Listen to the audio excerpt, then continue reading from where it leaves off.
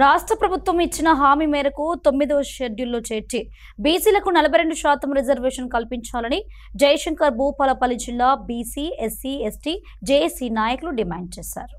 బీసీలకు 42% రిజర్వేషన్ కల్పించాలని డిమాండ్తో BC 42% reservation సాధన సమితి పిలుపు మేరకు జయశంకర్ భూపాలపల్లి పట్టణంలో బీసీ, జేఏసీ నాయకులు పట్టణంలోని తహసీల్దార్ కార్యాలయానికి తరలివచ్చి ఎంఆర్ఓకు వినతి పత్రం అందించారు.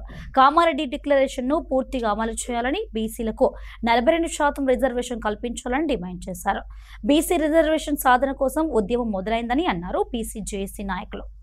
42% బీసీ రిజర్వేషన్ సాధన సమితి పిలుపు మేరకు 42% బీసీలకు ఉద్యోగ ఉపాధి అవకాశాలతో పాటు స్థానిక సంస్థల్లో 42% రిజర్వేషన్ 9వ షెడ్యూల్లో పెట్టాలనే డిమాండ్ తోటి ఈరోజు మండల కేంద్రాలలో ఎంఆర్ఓ గారికి వినతి పత్రం ఇవ్వడం జరిగింది.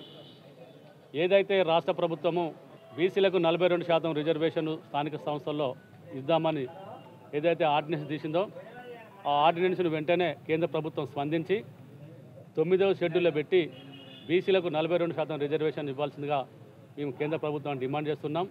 గత స్వతంత్రం వచ్చిన కంచెల్లి బీసీలు ఎంతో వెనుకబడి ఉన్నారు.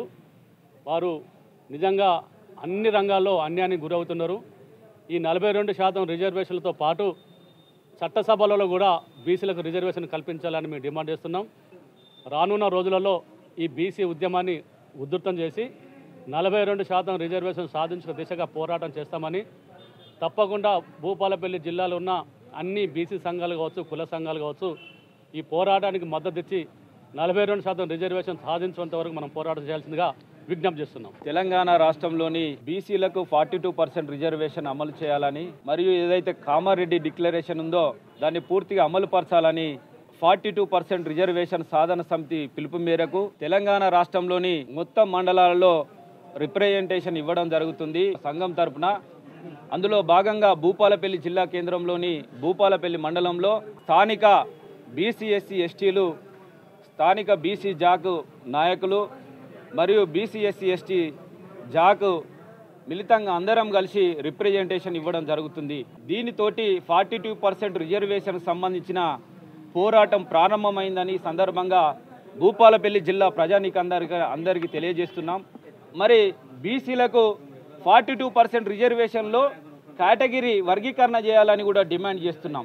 కామారెడ్డిలో ఏదైతే డిక్లరేషన్ చేసిర్రో మరి కామారెడ్డిలో 20,000 కోట్ల బడ్జెట్ పెడతామని డిక్లేర్ చేయడం జరిగింది. అది గతంలో మరి గత సంవత్సరం 9,200 కోట్ల బడ్జెట్ను అనౌన్స్ చేస్తే 2,068 కోట్ల బడ్జెట్ మాత్రమే దాన్ని ఖర్చు చేయగా మిగతా ఈ సంవత్సరం అట్లే ఉన్నది. తక్షణమే వాటన్నిటి కలిపి 40,000 కోట్ల బడ్జెట్ పెట్టాలి. అది కామారెడ్డి డిక్లరేషన్ ఖచ్చితంగా అమలు పరచాలని రాష్ట్ర ప్రభుత్వాన్ని డిమాండ్ చేస్తున్నాం.